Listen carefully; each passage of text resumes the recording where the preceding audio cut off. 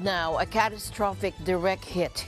Hurricane Ian slamming into Florida's Gulf Coast as a devastating Category 4 storm. Take a look.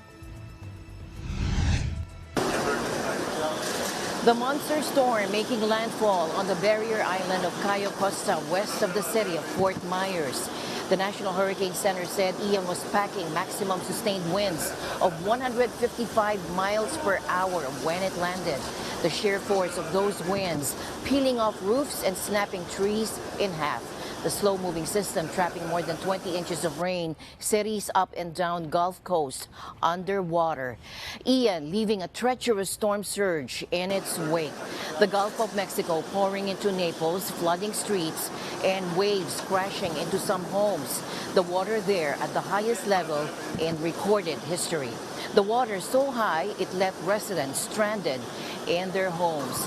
Now, it later weakened slightly to a Category 3 hurricane with winds of 105 miles per hour, while still battering Florida with catastrophic storm surge, winds, and flooding.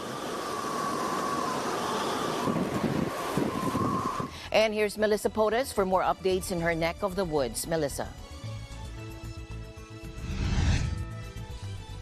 In St. Petersburg, Florida, earlier today, it looked deceptively like a heavy rainstorm. But that changed quickly as Ian moved inland, packing sustained winds of 240 kilometers an hour. In the city of Fort Myers, severe coastal flooding has left some neighborhoods looking like lakes.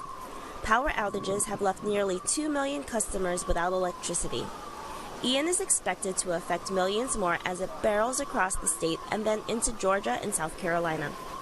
We are getting reports, but it's going to take a little bit more time to know exactly in terms of structural damage, but we are getting some reports of structural damage in both Lee and Charlotte counties, but I would say overwhelmingly it's been that surge that has been the biggest issue and the flooding that has resulted as a result of that. In some areas, we think it's hit 12 feet.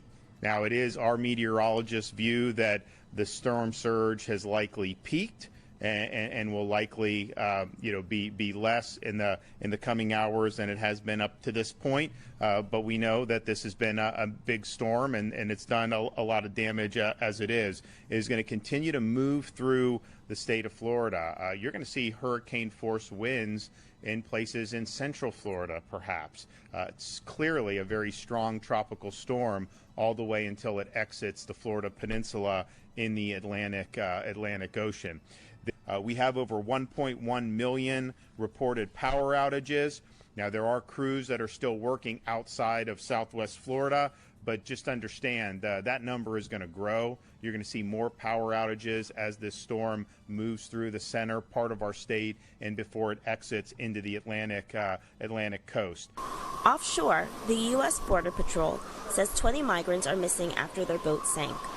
4 Cubans who survived managed to swim to shore. 3 others were rescued by the Coast Guard. Forecasters are warning Ian is a once-in-a-generation calamity that could create a life-threatening situation. The storm is expected to emerge in the Atlantic Ocean late Thursday. Melissa Potas, Orlando, Florida, Eagle News. We live in extraordinary times.